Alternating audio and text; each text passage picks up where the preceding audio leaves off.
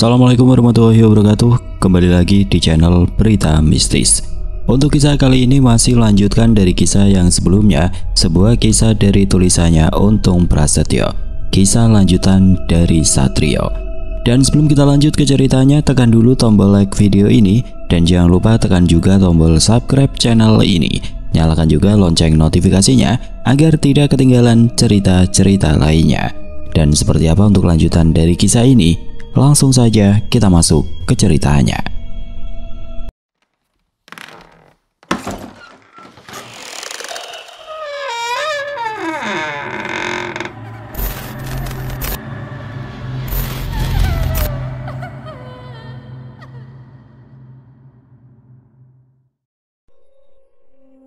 Satrio yang hanya berencana memberikan lokasi tempatnya berada kepada Surogeni dibuat tercengang oleh persiapan dan rencana yang dilakukan oleh Mbah Kliwon. Setelah mengerti maksud dan tujuan Satrio, dia meminta istrinya dan juga Supono menyiapkan ritual kecil untuk memanggil sosok Kumborejo yang merupakan penjaga Bukit Cemoro Ijo.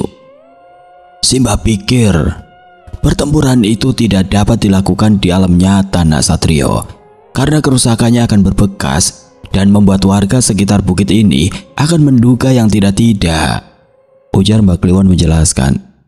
Saya juga berpikir seperti itu, Mbah, tapi saya bisa membuat pelindung gaib yang akan menyembunyikan pertempuran kami, balas Satrio sambil menatap ke dalam ke arah Mbah Kliwon. Pasti kau akan menggunakan ajian sirep pawening, bukan begitu, Nak Satrio? Tanya Mbah Kliwon dengan senyum yang tersungging di wajahnya. Menurut Simbah, itu adalah sebuah kerugian besar bagi dirimu sendiri, Nak, karena kau akan menggunakan energi besar untuk ajian sirep pawening. Selain itu, kau juga harus menggunakan energimu untuk ajian-ajian lainnya, dan itu akan sangat menguras tenaga. Imbu Mbah Kliwon yang membuat Satrio memikirkan ulang cara untuk menghadapi Surogeni. Tapi kau tidak perlu khawatir, Le, karena Simbah sudah memikirkan semuanya, ujar Mbah Kliwon sambil tertawa. Setelah Mbak Rumi keluar membawa sesajen yang dibutuhkan, Mbah Kliwon pun langsung mengajak Satrio dan Supono ke sisi utara Bukit Cemoro Ijo. Tempat yang dimaksud tidaklah jauh dari rumah kayu Mbah Kliwon, dan di sanalah selama ini Mbah Kliwon melakukan tapa aji serta membimbing murid-muridnya yang belajar ilmu kebatinan kepadanya, termasuk Supono sendiri. Bukit Cemoro Ijo bagian utara menyimpan aura berbeda dari sisi-sisi lainnya. Di sanalah pepohonan tua menjulang lebih rapat dengan akar-akar mereka yang mencuat ke permukaan tanah seperti ular besar yang tertidur. Daun-daun cemara menjuntai rendah menggantungkan keteduhan yang senyap dan mencekam. Udara lebih dingin dan lebih pekat, seolah-olah tempat itu memang dirancang untuk menyimpan rahasia yang tidak seharusnya diketahui sembarang manusia. Satrio, Supono dan Mbah Kliwon menapaki jalan setapak sempit hanya dengan penerangan obor yang mereka bawa masing-masing. Suasana terasa sangat hening. Hanya sesekali terdengar suara serangga malam dan desir angin yang menggesek dedaunan. Langkah kaki mereka terasa berat, bukan karena lelah, melainkan karena tekanan spiritual yang menggumpal di tempat itu. Seolah-olah tanah, udara, bahkan pepohonan pun sadar bahwa malam itu akan menjadi malam yang sakral. Di tengah hutan kecil yang dikelilingi batu-batu besar berlumut, mereka tiba di sebuah pelataran terbuka. Di sanalah Mbah Kliwon biasa melatih batin dan meruat para muridnya dari belenggu energi hitam. Tanahnya kering, tanpa rerumputan, seolah api pernah menyentuh tempat itu, namun tidak meninggalkan abu. Di bagian tengah pelataran terdapat sebuah batu lempung setinggi dada orang dewasa, dengan ukiran aksara Jawa kuno yang melingkar di seluruh permukaannya. Batu itulah yang menjadi sendang Kawruh atau titik pusat energi dari Bukit Cemoro Ijo. Dan di bawah tanah tempat itu terkuburlah kekuatan lama yang kini akan kembali dipanggil oleh Mbah Kliwon, sosok Kumborejo, sang penjaga gaib bukit yang sejak dahulu dipercaya sebagai makhluk penyeimbang antara dunia manusia dan dunia lelembut. Mbah Kliwon mengambil posisi di hadapan batu lempung itu, lalu meletakkan sesajen yang telah disiapkan. Bunga-bunga segar yang baru dipetik Mbok Rumi di pekarangan rumahnya, kemenyan, minyak kasturi dan selembar daun talas yang ditulisi mantra dengan tinta arang, serta segelas air kelapa muda. Dia kemudian duduk bersila, menundukkan kepala dan mulai melantunkan mantra dengan perlahan. Getaran halus mulai terasa. Daun-daun bergetar namun angin tidak berhembus. Suara alam tiba-tiba lenyap dan suasana terasa sangat hening. Tidak ada lagi suara jangkrik, tidak ada suara burung malam, seolah alam seperti sedang tertidur. Supono berdiri di sisi kanan, memegangi dupa yang menyala dengan khidmat, sedangkan Satrio berdiri tegak di sisi kiri, mengatur nafasnya agar tetap tenang. Dia bisa merasakan gelombang energi mulai bangkit dari dalam tanah, sesuatu yang besar dan tidak terlihat perlahan bergerak. Batu lempung itu kini tampak berembun, lalu menghangat dan akhirnya mulai mengeluarkan cahaya samar berwarna kehijauan. Tanpa peringatan tanah di depan mereka mereka sedikit, asap tipis keluar dari celah, lalu sebuah bayangan perlahan membentuk siluet. Sosok itu menjulang tinggi, wajahnya samar seperti kabut. Tubuhnya besar dan berselimut balutan kain panjang yang mengambang, dengan kepala menyerupai tengkorak kerbau bermahkotakan cemara. Sosok itu tidak mengeluarkan suara, tapi kehadirannya mengguncang batin siapapun yang melihat. Dialah Kumborejo, makhluk penjaga bukit yang sudah ratusan tahun menjadi pelindung batas dunia. Saking kawelasan jagat kang awujud, kawilujengan kawetu rahayu, rahayu, rahayu. Ucap Mbah Kliwon dengan mata terpejam, tapi dari mulutnya mengalir mantra pelan. Perlahan sosok Kumborejo membentuk wujud sempurna, dan setelah itu Mbah Kliwon pun menyampaikan maksud serta tujuannya datang ke tempat itu dan memanggil penguasa Bukit Cemoro Ijo itu. Maafkan kami telah mengganggu sampean, Mbah, ujar Mbah Kliwon dengan wajah yang terus tertunduk.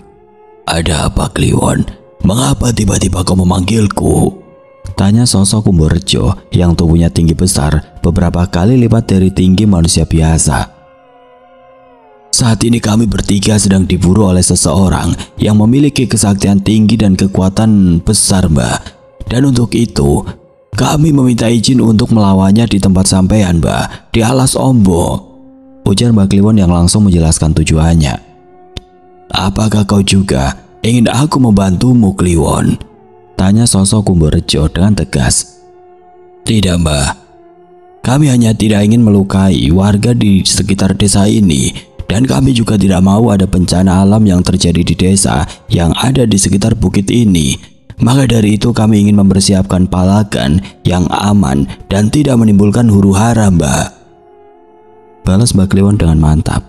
Lalu apa yang aku dapat dari itu semua, Kliwon? Tanya Kumborejo lagi. 1 ekor ayam cemani betina, Mbah, balas Mbah Kliwon dengan tenang. Kau terlalu pandai merayu, Kliwon, dan entah mengapa aku tidak dapat menolak setiap permintaanmu, ujar Kumborejo sambil mengangguk. Setelah memberikan izin kepada Mbah Kliwon, sosok Kumborejo pun kembali ke alamnya di Alas Ombo. Sementara itu Mbah Kliwon dan Satrio serta Supono mulai membicarakan tentang rencana yang akan mereka lakukan ketika Surogendi datang. Dan setelah semua rencana dibuat dengan matang, Mbah Kliwon meminta Satrio untuk memanggil Surogendi melalui Koco Paesan yang masih di bawahnya. Dengan nafas yang masih terasa berat akibat intensitas spiritual yang baru saja mereka alami, Satrio duduk bersila menutup matanya, menenangkan nafasnya yang masih memburu. Dengan kedua tangannya dia memegang erat Koco Paesan dan mulai mengalirkan energi yang dimilikinya ke benda sakti yang bentuknya bulat yang menyerupai cermin itu. Cahaya kebiruan perlahan keluar dari permukaan benda pusaka itu, membentuk gelombang tipis yang menari di udara seperti asap terbalik. Koco Paesan mulai bergetar, merespon panggilan batin Satrio yang kini telah selaras dengan medan energi Bukit Cemoro Ijo. Alam di sekitarnya berubah. Hutan yang semula sunyi kini terasa bergetar, bukan karena gempa bumi, tapi karena batas antar ruang sedang dilubangi oleh kekuatan Koco Paesan. Udara menjadi berat, dan langit malam tampak seperti berkedip-kedip, seolah sedang menyesuaikan gelombang cahaya dari dua dunia yang berbeda. Di balik pusaran cahaya itu perlahan-lahan terbentuk sebuah lubang gaib di atas Koco Paesan yang menyerupai mata. Sebuah lubang pengintai yang mampu memberikan gambaran nyata, sebuah tempat dan orang-orang yang dituju. Dari lubang itu Satrio bisa merasakan kehadiran Surogendi. Energinya tajam, panas dan pekat seperti uap dari besi terbakar. Dan tidak butuh waktu lama, gambaran kabur mulai muncul di tengah pusaran. Sosok Surogeni mulai terlihat duduk bersila sambil memejamkan kedua matanya. Di tempatnya berada Surogeni yang memiliki kepekaan tinggi tahu jika dia sedang diawasi secara gaib. Dan dengan kemampuannya yang sangat luar biasa, Surogeni pun mulai menyusuri jejak energi dari kekuatan yang mengawasinya. Hingga akhirnya dia tahu siapa yang sedang mengintai dan di mana tempat orang itu berada. "Sepertinya kau sudah mengetahuinya, Satrio," gumam Surogeni sambil menatap tajam ke arah sumber energi yang sedang mengintainya. Satrio yang berada jauh dari tempat Surogeni pun dapat mendengar dengan jelas apa yang baru saja dikatakan oleh Surogeni, dan dengan tenang dia mengatakan sesuatu yang memancing amarah dari Surogeni. "Aku tahu apa yang tidak kau ketahui, Surogeni. Tunggu pembalasanku. Aku akan datang mencarimu dan aku akan membalas apa yang telah kau lakukan kepada Giri Sepuh," ujar Satrio dengan tegas. Mendengar hal itu, Surogeni langsung membuka matanya perlahan. Kilatan merah menyala sesaat di dalam bola matanya. Senyum tipis terbit di bibirnya, penuh kesombongan. Dia tahu jika ini adalah sebuah pancingan, tapi dia juga senang karena tidak perlu bersusah payah mencari keberadaan Satrio sekaligus Koco Paesan milik Giri Sepuh yang dulu pernah diambilnya. Tanpa ragu dia mengangkat telapak tangannya ke udara. Sebuah pusaran energi hitam terbentuk menyerupai lingkaran yang berdenyut pelan seperti jantung. Di dalamnya titik-titik cahaya berwarna merah darah mulai muncul satu persatu, menciptakan sebuah gerbang kecil antar dimensi.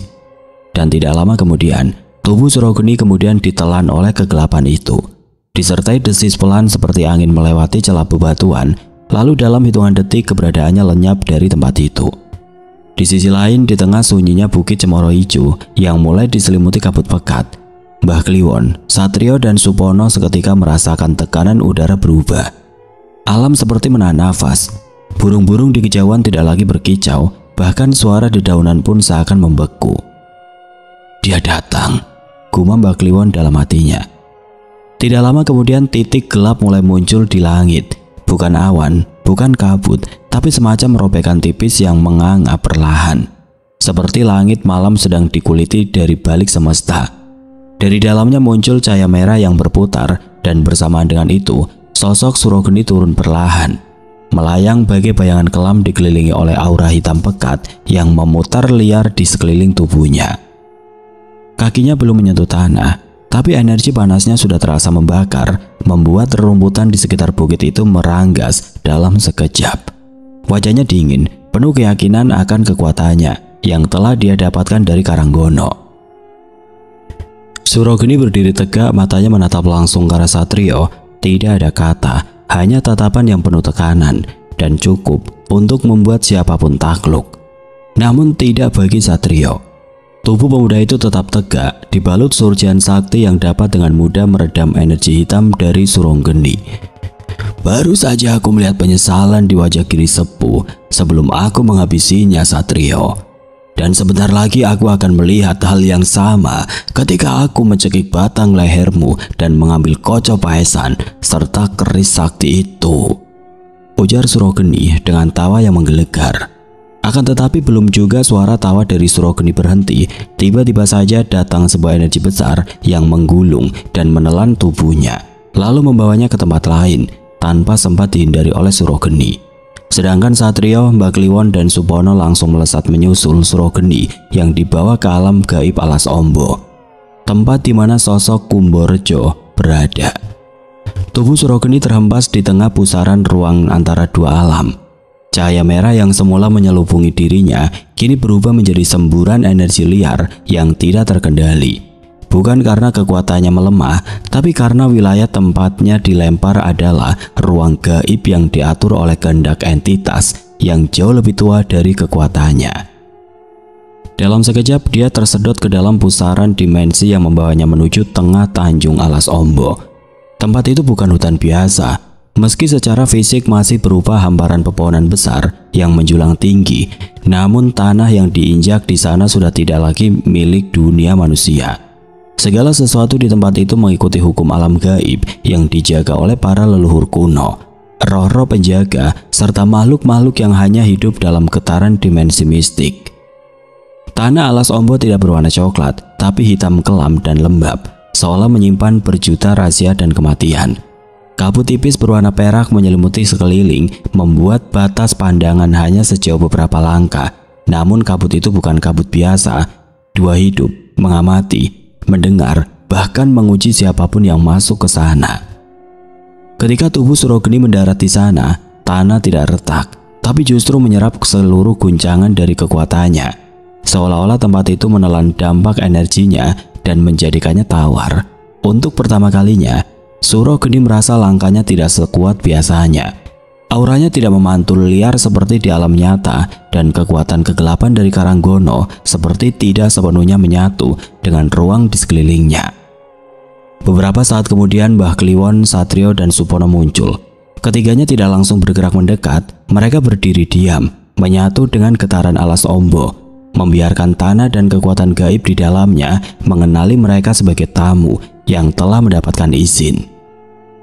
Langit di atas alas Ombo tidak menunjukkan bintang, hanya ada bayangan pohon-pohon tua dengan cabang seperti tangan raksasa yang mencengkram langit, menciptakan perasaan seperti berada di perut bumi. Aroma dupa tua, tanah basah, dan darah tumbal yang sudah ratusan tahun mengering bercampur menjadi satu, menebar bau yang menusuk hingga ke dalam batin. Aku tidak menyangka jika akan berada di tempat yang memiliki energi seperti ini. Aku akui, kau memang pandai bersiasat, Satrio, ujar Surogeni yang mulai mengatur energinya agar dapat menyatu dengan energi di tempat itu. Kami sudah memaafkanmu dan membiarkanmu hidup, Surogeni, tapi kau telah menyia-nyiakannya, dan di tempat ini namamu akan dihapus dari dunia nyata, balas Satrio dengan tegas. Sebenarnya aku enggan menjelaskannya, tapi satu hal yang harus aku ketahui. Aku telah mengorbankan diri dengan menyerahkan jiwaku kepada penguasa kerajaan gaib Watu Karangmulyo, dan itu semua bukan tanpa alasan, Satrio, ucap Surogeni dengan energi besar yang kembali bangkit.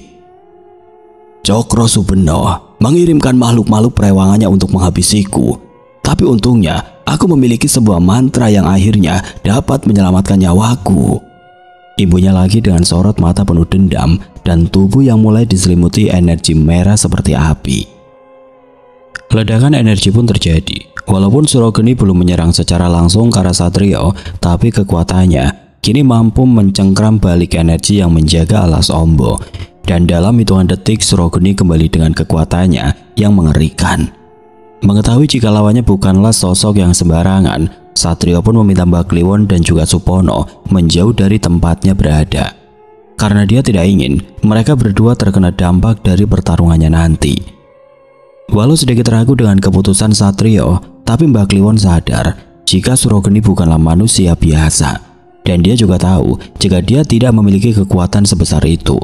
Hingga akhirnya Mbah Kliwon memutuskan untuk membawa Supono melesat pergi menjauh dari tempat itu. Dari mana wong edan itu punya kekuatan sebesar itu? Gumam Supono yang kini sudah berada di tempat yang aman bersama Mbah Kliwon. Awamu itu gimana, Topon? Kan tadi dia mengatakan jika dia sudah menyerahkan jiwanya kepada penguasa Watu Karangmulyo, itu berarti kekuatan lelaki itu berasal dari sana, balas Mbah Kliwon sambil terus menatap ke arah tempat di mana Satrio dan Surogeni berada. Walah, kalau tahu begitu lebih baik aku patahkan saja kaki dan tangannya setelah Ki Wirya memusnahkan seluruh ilmu kesaktiannya, ujar Supono dengan wajahnya yang terlihat kesal. Apa yang sudah kita lakukan saat itu sudah tepat, Le. Tapi garis nasiblah yang membawa kita kembali dalam pertempuran ini, saut Wirya Sagara yang tiba-tiba datang dari balik kabut yang menyelimuti tempat itu. Asem, kaget aku, Ki. Sampean ini loh, datang dah bilang-bilang. Salam Rahayu, Ki, ucap Wirya Sagara sambil menganggukkan kepalanya ke arah Mbah Kliwon. Rahayu, Ki Wirya, balas Mbah Kliwon sambil tersenyum. Kenapa sampean tidak langsung ikut bertarung, Ki? Tanya Supono dengan lugunya. Belum saatnya, Le. Karena Satrio memintaku untuk menunggu dan mengamati lalu menakar seberapa kuat manusia itu, balas Wirya Sagara sambil menatap ke arah Surogeni yang masih berdiri diam di hadapan Satrio. Walah, kamu harus banyak belajar dari setiap kejadian, Pon. Jangan biarkan kekosongan mengisi pikiranmu. ujar Mbak Kliwon yang membuat Supono tersenyum sambil menggaruk kepalanya. Surjan lurik yang melekat di tubuh Satrio mulai memendarkan cahaya putih yang menyilaukan. Sangat kontras dengan tubuh Surogeni yang memendarkan cahaya merah kehitaman, dan ketika keduanya mulai melesat, ledakan energi pun langsung menciptakan embusan angin besar. Satrio melesat ke arah Surogeni dengan kedua tangan yang dibalut energi putih yang mengarah tepat ke tubuh Satrio. Tapi dengan kesaktian yang dimilikinya, tiba-tiba Satrio menghilang dari pandangan mata Surogeni. Ajian Sirep Pawening yang digunakannya membungkus tubuh Satrio hingga lawan dibuat tidak melihatnya dan tidak dapat merasakan energinya. Dalam ruang pertempuran gaib itu, benturan dua kekuatan dahsyat terus mengguncang batas-batas dimensi. Surogeni yang semula tampak tenang dan angkuh kini mulai menunjukkan perubahan. Dia berputar cepat, mencoba membaca arah kemana Satrio bergerak. Namun sia-sia, ajian Sirep Pawening benar-benar bekerja sempurna. Tubuh Satrio telah menyatu dengan ruang dan menjadi bagian dari medan gaib itu sendiri, tersembunyi dari penglihatan maupun getaran rasa. Mengetahui jika lawannya menggunakan ilmu dari ajian yang sangat langka dan mengerikan itu, Surogeni langsung mengerahkan energi dari dalam tubuhnya. Rantai-rantai api hitam mengambang di udara lalu menyebar ke segala penjuru untuk mencari jejak keberadaan Satrio.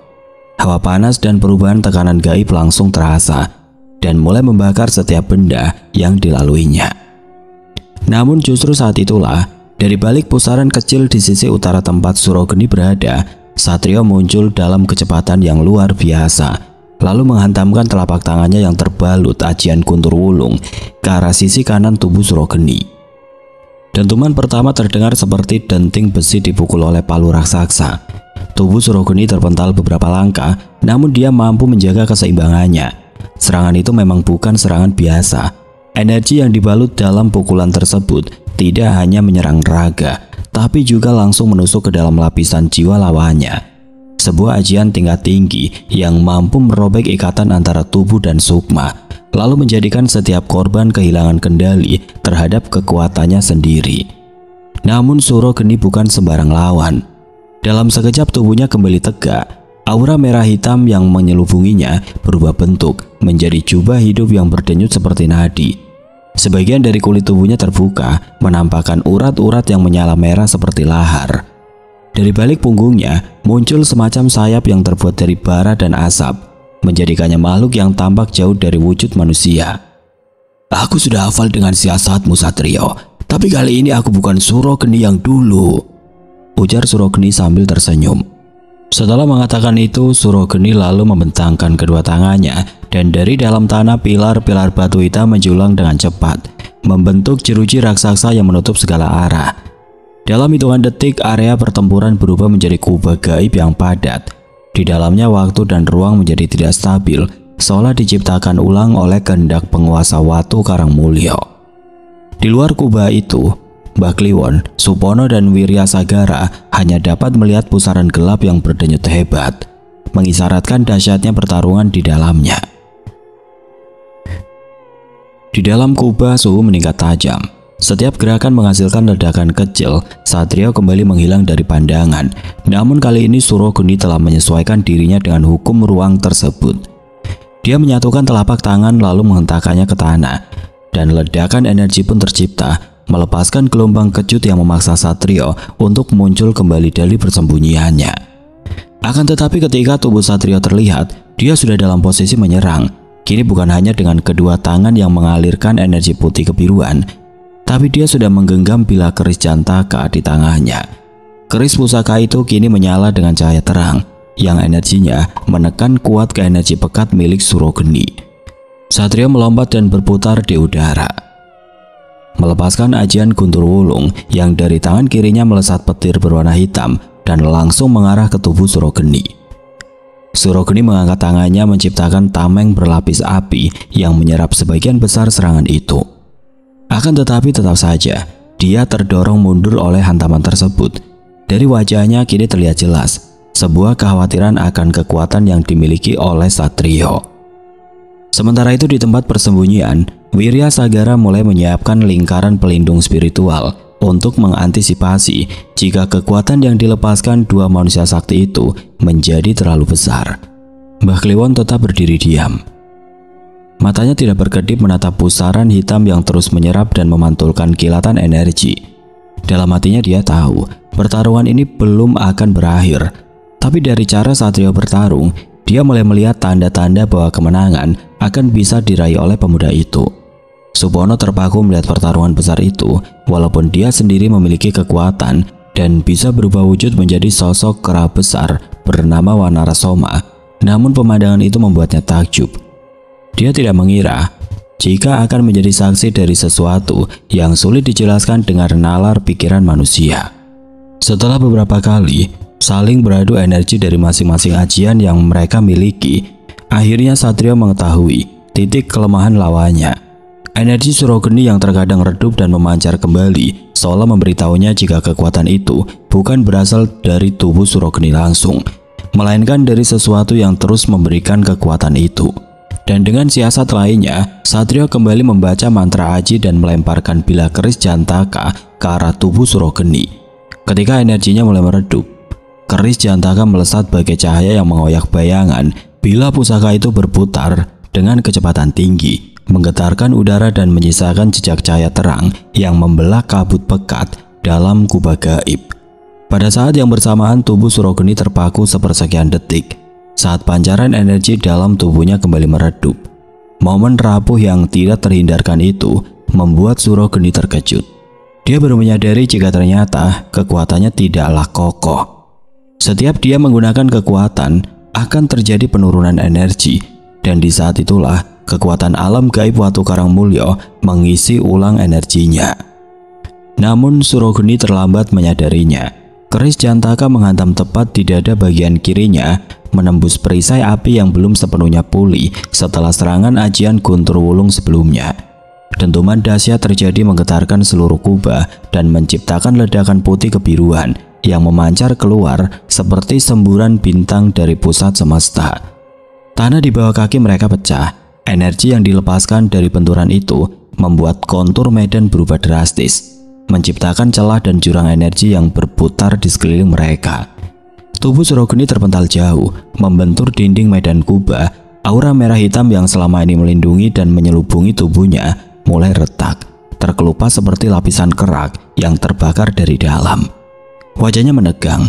Darah pekat berwarna hitam mulai merembes dari sudut bibir dan matanya, memberi sinyal bahwa serangan itu tidak hanya merobek dagingnya, tapi juga menghantam langsung ke pusat ikatan antara dirinya dan entitas gaib dari Karangmulya. Satrio mendarat di tanah dengan satu lutut menyentuh permukaan yang hangus. Nafasnya berat, namun tatapannya tetap tajam. Kedua telapak tangannya menyatu di depan dada, lalu memutar ke atas dan ke bawah yang membentuk perisai energi berwarna biru keunguan. Bersamaan dengan itu sosok Wiryasagara datang untuk membantu Satrio menaklukkan kekuatan dari Watu Karangmulya. Surogeni yang kini terduduk dengan wajah gelisah dan tubuh mulai mengeluarkan uap gelap mencoba berdiri. Tapi setiap gerakan yang dilakukannya memicu kilatan cahaya dari bila keris Jantaka yang masih tertancap di tubuhnya. Bila itu seperti jangkar yang menahan aliran kekuatan asing yang terus mengalir ke dalam tubuhnya. Surogeni menggenggam bila keris tanpa gagang dan mencoba mencabutnya, namun setiap usahanya justru memperburuk luka yang bukan hanya melukai daging, tetapi juga memutus lapisan-lapisan dalam dari jiwanya yang telah terikat oleh perjanjian hitam. "Apa yang harus kita lakukan sekarang, Ki?" tanya Satrio kepada Wiryasagara yang kini berdiri tepat di sampingnya. "Kita tunggu sampai makhluk itu datang. Aku sangat yakin jika makhluk gaib yang memberi kekuatan kepada orang itu akan dapat menjemputnya," balas Wiryasagara dengan tenang. Perlahan awan kelam mulai bergulung di atas medan kubah spiritual yang nyaris runtuh. Suasana menegang seolah seluruh unsur alam gaib di alas Ombo berhenti berdetak. Setelah itu di tengah pusaran hitam itu, sebuah robekan dimensi terbuka perlahan, dan dari celah yang menganga itu muncul tangan besar berwarna hitam legam. Bercakar panjang disusul menguar aroma belerang dan darah lama yang membusuk. Makhluk itu pun perlahan keluar dari balik gerbang gaib yang dia ciptakan.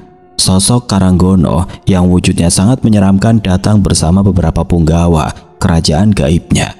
Makhluk bertubuh tinggi besar dan bungkuk itu menyeringai ke arah Satrio dan Wirya Sagara.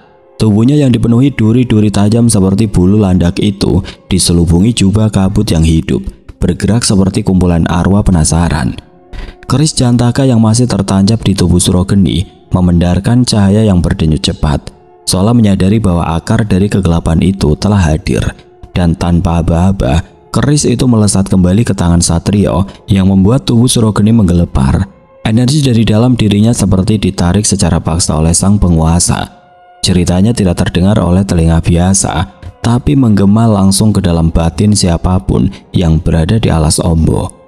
Urat-urat gelap merambat dari tubuhnya mengarah ke tangan entitas gaib yang kini menjulur dan berusaha mengambil kembali bagian dari dirinya yang telah ditanamkan ke dalam tubuh manusia itu. Entah karena merasa terganggu dengan kedatangan Karanggono atau dengan alasan lainnya, sosok penguasa alas Ombo pun akhirnya keluar dari istananya. Sosok yang tubuhnya menjulang tinggi dengan wajah samar seperti kabut itu menggeram dan menatap kelam ke arah Karanggono. "Apakah kau ingin berperang di kerajaanku, Landak Air?" tanya Kumborejo dengan tegas. "Jangan salah paham dulu, penjaga hutan gaib. Kedatanganku bukan untuk berperang, tapi aku ingin mengambil apa yang seharusnya menjadi milik kerajaanku," balas Karanggono sambil menunjuk ke arah Surogeni yang terlihat sudah tidak berdaya. "Maafkan atas kelancanganku ini," imbu Karanggono dengan wajahnya yang sangat menyeramkan. "Kalau begitu, aku ingin menukarnya dengan sukma dan tubuh seseorang yang telah ditumbalkan manusia itu, Landak Air," ucap Kumborejo, yang tentunya membuat Karanggono terkejut mendengarnya. "Lalu bagaimana jika aku menolaknya, makhluk hutan?" balas Karanggono dengan tegas. "Jika kau menolaknya, maka aku akan menghancurkanmu di sini bersama para punggawa kerajaanmu itu. Dan setelahnya, aku akan mendatangi wilayah kekuasaanmu lalu duduk di singgasananya," ucap Kumborejo sambil menganggukkan kepala yang disusul munculnya ribuan makhluk gaib penghuni alas Ombo. "Walaupun aku tahu jika aku dapat menjadikanmu kayu bakar di kerajaanku, tapi aku tidak ingin bertempur melawanmu, makhluk tua," balas Karanggono sambil memberi tanda kepada salah satu sosok punggawa kerajaannya untuk membawa tubuh serta sukma dari Giri Sepuh. Beberapa saat kemudian sosok Giri Sepuh pun muncul dari balik celah hitam yang merupakan gerbang gaib yang diciptakan oleh Karanggono. Wajahnya terlihat pucat dan di sekujur tubuhnya terdapat bekas luka cambukan. Sosok Giri Sepuh yang tampak lemah itu berjalan tertati diapit dua makhluk gaib berbentuk bayangan tebal yang menjelma dari kabut pekat. Tubuhnya yang dulu kokoh dan dipenuhi wibawa kini tidak lebih dari raga yang remuk dengan kulit berwarna abu dan sorot mata yang kosong. Aura penderitaan menyelubunginya seolah setiap langkah yang dia ambil membebaskan sisa-sisa kutukan yang menjeratnya selama ini. Kumborejo melangkah maju dan dari telapak tangannya muncul pusaran cahaya hijau tua yang bergolak pelan seperti air kehidupan yang tenang namun dalam. Cahaya itu melayang mendekati tubuh Giri Sepuh, lalu menyelimuti kepalanya, menjalar turun melewati bahu dan dadanya. Suara gemuruh halus terdengar dari dalam tanah alas Ombo, seperti rintihan akar-akar tua yang menyambut kembalinya satu sukma yang selama ini terasing di dunia kegelapan.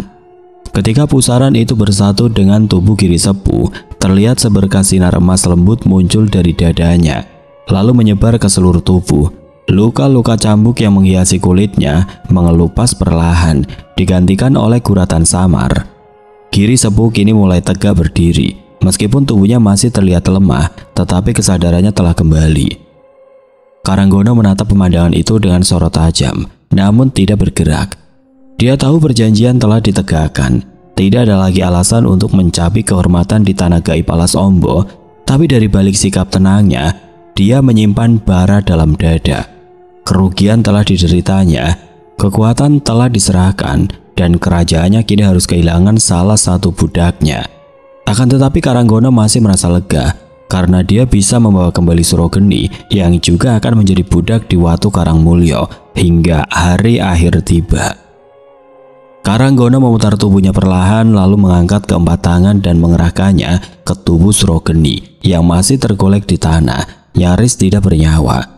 Sebuah cahaya merah gelap menyala dari telapak tangannya, membentuk tali cahaya yang menyerupai belenggu dan menyelimuti tubuh Surogeni. Belenggu itu bukan hanya untuk mengikat raga, tapi juga untuk menahan jiwa. Tubuh Surogeni yang sudah tidak bergerak kini mulai melayang, diseret oleh kekuatan tidak kasat mata menuju celah hitam yang masih menganga di udara. Sebelum benar-benar hilang, sorot matanya yang memudar sempat menatap ke arah Satrio. Tidak dengan kebencian atau kemarahan, tetapi dengan kehampaan yang dalam, seolah sisa-sisa kemanusiaannya telah lenyap, digantikan oleh kehampaan abadi yang kini menjadi nasibnya. Karanggono pun perlahan menghilang ke balik celah hitam bersama para punggawa kerajaannya, membawa serta sisa kekuatannya dan dendam yang belum padam. Gerbang gaib menutup sendiri, menguap dalam gelombang halus seperti asap dupa yang ditiup angin. Ketika gerbang itu lenyap, aroma belerang dan bara terbakar perlahan tergantikan oleh harum tanah basah dan dedaunan tua. Langit alas Ombo mulai berubah. Awan-awan gaib yang bergelung di atas pepohonan perlahan menghilang, memperlihatkan tabir cahaya temaram yang seakan menjadi batas antara dunia manusia dan dunia kasat mata. Kumborejo berdiri tegak. Tangannya masih memancarkan sisa-sisa energi pemulihan yang kini menyatu dengan tanah. Segala yang telah dirusak oleh ledakan energi sebelumnya perlahan menutup kembali, menyatu dan disembuhkan oleh kesadaran alam yang tunduk pada sang penjaga. Mbah Kliwon dan Supono pun akhirnya keluar dari tempat perlindungan mereka. Keduanya lalu berjalan ke arah tempat di mana Satrio, Kumborejo, Wira Sagara, dan Giri Sepuh berada. Supono masih terlihat terpukau setelah menyaksikan kekuatan yang bahkan tidak pernah ia bayangkan. "Terima kasih atas bantuan yang sampean berikan, Mbah," ujar Mbah Kliwon yang juga mewakili Satrio. "Dan jika berkenan kami akan menitipkan Sukma sahabat kami di sini," imbu Mbah Kliwon sambil memandang ke arah Giri Sepuh. "Baiklah Kliwon, tapi aku minta lebih dari apa yang kau janjikan sebelumnya. Jangan hanya sekedar ayam panggang Kliwon, tapi aku minta kambing guling jantan berwarna hitam," balas Kumborejo yang membuat Mbah Kliwon, Satrio, dan Wirya Sagara tersenyum mendengarnya. "Aku tidak menyangka jika rencanamu ini akan berjalan dengan baik, Kliwon," imbu Kumborejo sambil menganggukkan kepalanya. "Bukan aku yang merencanakan semua ini, Mbah, tapi beliaulah yang merencanakannya," balas Mbah Kliwon sambil menuju ke arah Wirya Sagara. Wirya Sagara hanya tersenyum tipis ketika semua mata yang ada di alas Ombo tertuju padanya. Sorot matanya menyiratkan kedalaman yang tidak mudah dijangkau oleh logika manusia biasa. Mata yang telah melihat lebih dari sekedar pertempuran dan kemenangan. Ia menundukkan kepala dengan takzim, bukan sebagai bentuk kerendahan diri, melainkan pengakuan terhadap kekuatan semesta yang lebih besar dari dirinya sendiri. Giri Sepuh membuka matanya. Pandangannya kini terlihat tenang dan tidak lagi dipenuhi ambisi serta rasa bersalah. Dia berjalan mendekat ke arah Satrio, lalu memeluk erat sosok pemuda yang sudah menyelamatkannya dari cengkeraman Karanggono. "Maafkan kami, Pak. Kami tidak ada di sana saat Surogeni datang," ucap Satrio dengan mata berkaca-kaca. "Tidak apa, Mas. Mungkin sudah takdirnya begini dan sampean tidak perlu meminta maaf. Justru sayalah yang seharusnya mengucapkan banyak terima kasih karena telah menyelamatkan saya dari neraka di Watu Karangmulyo," balas Sukma Giri Sepuh dengan tenang. Pelukan mereka berlangsung singkat namun syarat makna. Walaupun sudah tidak lagi hidup di dunia nyata, namun Giri Sepuh kini mendapatkan kehidupan barunya di alas Ombo, bukan sebagai budak, tapi sebagai penghuni baru. Di tengah cahaya senja gaib yang menggantung lembut di langit alas Ombo, Giri Sepuh berdiri tegak, membiarkan angin lembut membawa sisa-sisa penderitaan yang belum lama membelenggunya. Tidak ada lagi rantai batin dari kerajaan gelap, tidak ada lagi gema jerit penyiksaan yang menghantui pikirannya. Kini jiwanya telah menemukan tempat di mana dia bisa menebus, belajar, dan menjaga. Tubuhnya yang kini tidak lagi terikat oleh daging fana perlahan memancarkan aura lembut kehijauan, menandakan penyatuan antara dirinya dan alas Ombo. Satrio hanya bisa memandang kepergian Giri Sepuh masuk ke dalam alas Ombo dengan perasaan campur aduk. ada ketenangan, namun juga kesedihan yang menggantung di ujung hatinya. Meski tahu sahabatnya kini berada di tempat yang aman, tetap saja ada ruang kosong yang tidak bisa digantikan. Tapi dia juga sadar bahwa setiap jiwa memiliki jalannya sendiri, dan jalan kiri sepuh kini telah berpindah ke medan yang lebih tinggi, lebih dalam dan lebih sunyi.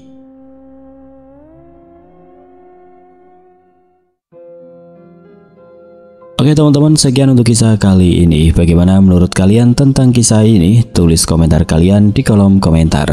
Dan buat teman-teman yang baru bergabung, jangan lupa untuk like, komen, share, serta subscribe channel ini. Dan nantikan kisah-kisah horor berikutnya tetap di channel Berita Mistis. Wassalamualaikum warahmatullahi wabarakatuh.